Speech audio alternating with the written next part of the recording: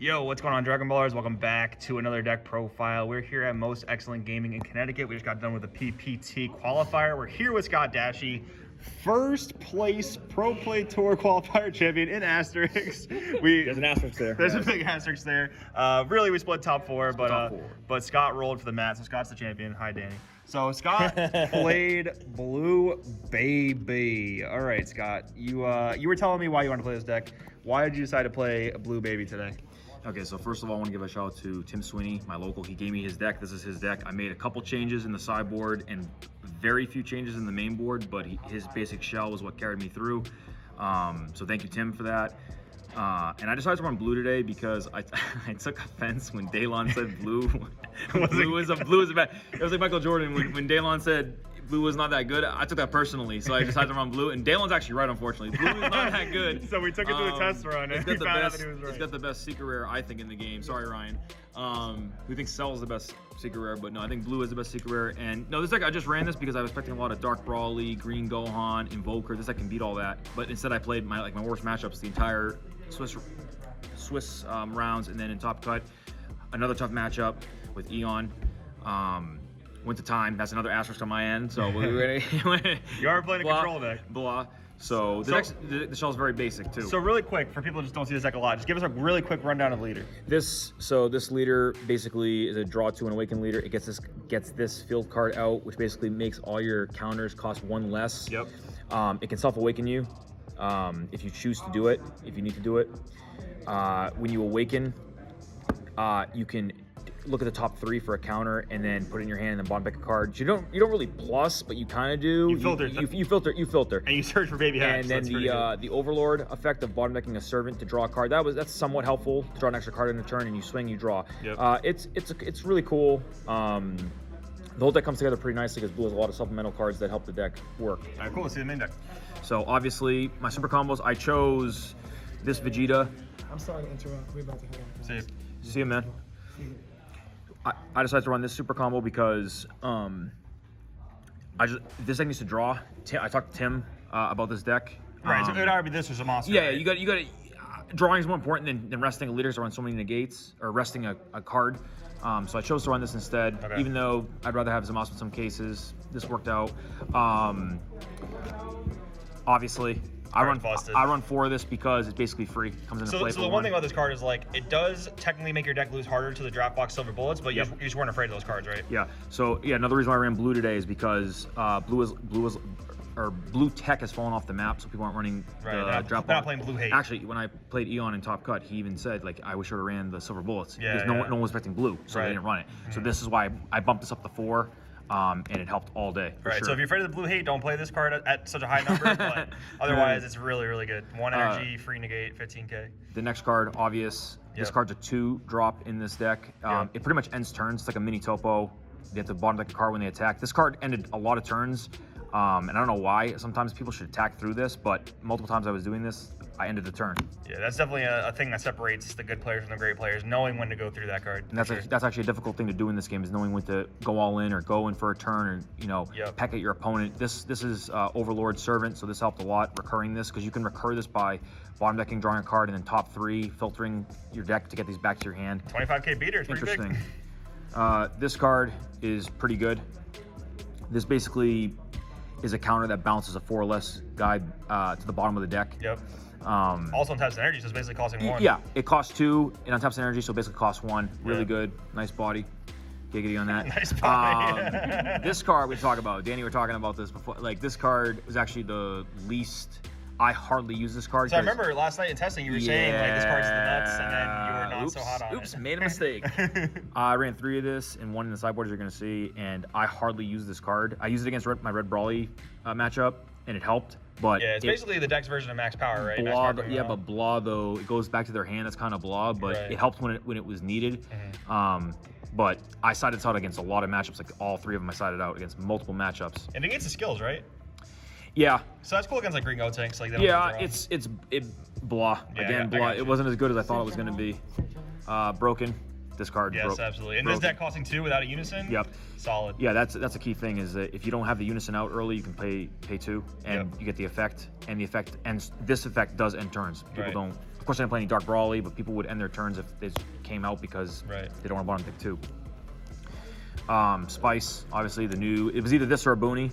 This Gotenks, I don't think I played this once the entire day. I don't think I played it last night and tested. I don't think I played this card once at all. I used it as combo power. That's all that I used it for. It's a good card though for board wipes and certain things. But I don't know. This card is, I don't know, net blah. So don't buy them out, guys. Don't buy it out. It's not that good of a card. I think a Booney would have helped me more, but it's a good card though. You got a lot of 4-drop options. There's definitely different pros and cons. Yes, but the only reason why we run these cards is because deflect and barrier are critical. Right. I obviously run Unison, so I run 4 of this. This card needs to get banned. Possibly banned. You know what it does. I don't know about that. I mean, I don't know. It's really good. Maybe I'll make a video on that in the future. Tim threw these in the deck, and I kept them because I like this card a lot. This card actually won me multiple games. I actually misplayed a couple times by not playing this when I could have. I was gonna say probably overperformer, right? It bounces 2 bodies basically. It bounces the body being played, and then it's auto resolves, and you bounce another body, and that actually matters in this meta because certain decks go 2, 3, 4 energy, and you can end their turn by messing up their plans. Yeah, and so this does help. This card's really, especially this deck costing 2 energy, like that's super good against Red Broly. It's just amazing. This card, of course, you were gonna see this card. This card has won me a couple games today. It's really strong.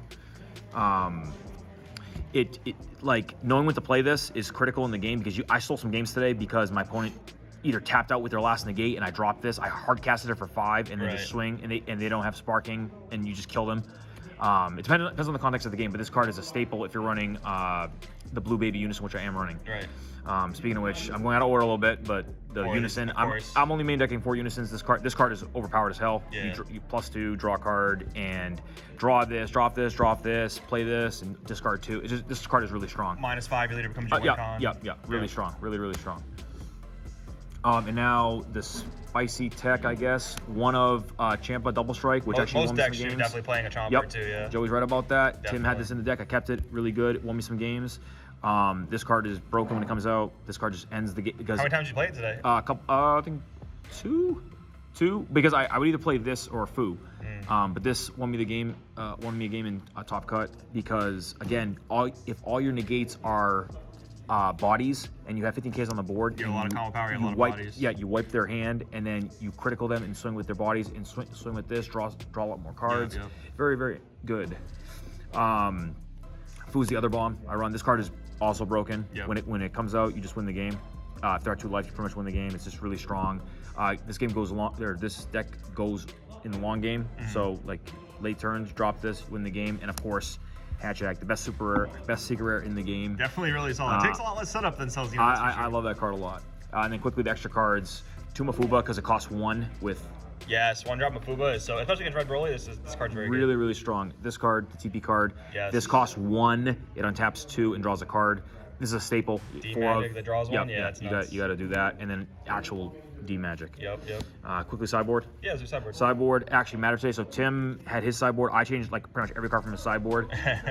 This card, Crisis Crusher, I did side this in today. This card did help against certain matchups. This card is amazing against VJX, loaded ground decks like Anthony's. I think Anthony's running the low drop type deck. That's really good. Yep. There's a lot of 1-drop black cards that like hurt me, so playing this and then killing it matters. I think you brought this in against Mecha too. Is that for siding against Mecha? Yep. Siding against Mecha for Basil and their Black Mass Sand, which they were playing. It does help. This card is really good, but not so much. It depends on when you want to side this in. I don't think I sided this in once today, even though I could have. I didn't even side this against Red Brawly because the context of the game matters. For example, this is what separates. This is Joey's quoting, not me. What separates the good players from the bad players like me is you don't. So for example, I won game 1 against Red Brawly. They went first game 2. Right. I don't side this in because on their turn 1, they're going to drop their Brawly and get their whole chain out with their Boz. So this card's worthless. Yeah, so this card is so much better going first than second. Yeah. So that too. So again, didn't really help. And this is jank. Sorry, don't laugh, guys. This card's good. This does not cost 1 because it has 2 specific costs, so it doesn't cost 1. But this was for Green Gohan. I expected Green Gohan. There was none today, so better be prepared, right? This kind of ends the turn against Green Gohan somewhat if they swing with their leader first. An extra Mafuba because I was afraid of Danny's Victory Strike deck. This card, Victory Strike. Yep. This should be burnt. I had that in by mistake. That was a huge mistake. This card is amazing. Another one, obviously. This helped a lot of matchups. Decided the fourth one in. Really good. Two Aboonies, because I was out of the Go Tanks depending on the matchup. This card's really good. This probably should have been main board instead of the Go. Yeah. I didn't make that swap. If I would have made that swap if I could go back. Right. And this card is just, this card won me multiple games. So I know you're really hyped on this one. So explain why this one was so good. I think this card, 2 copies. I think this card is overpowered, extremely strong. This to me is if you're running blue, you have to run this card. This in the sideboard at least, because it bottom decks 2 cards with barrier. So against Invoker, you bottom deck their barrier guys. You bottom deck big bomb guys that they get on the board. You can cast this for 4, or even cast this for 5, -3. Then it still has 2 markers, and it can swing twice, and it has blocker. Yep. It's just an incredible card overall. Does a lot of work. Won me games in Top Cut, won me games in Swiss. It's just an incredible card.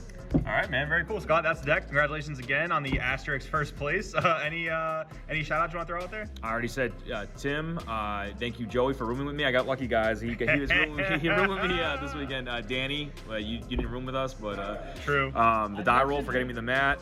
Shout out to the die roll. And I do want to say, Eric, Eon, Johnny, Anthony, and everyone else who came made the day really good. Peter, the head judge, and Caesar, the TO, was just a really good experience. Definitely. To play DBS again. Yeah, even though I'm not wearing a mask right now, it's because he's farther away from me. He's farther away from me than you think, as is everyone else, and we're isolated at the back of the store. But we were practicing the protocol and everything, so everything worked out. Hopefully, this can continue on, and we can have more events like this, like in Miami. Definitely. We'll see you. We'll see you in Miami. All right.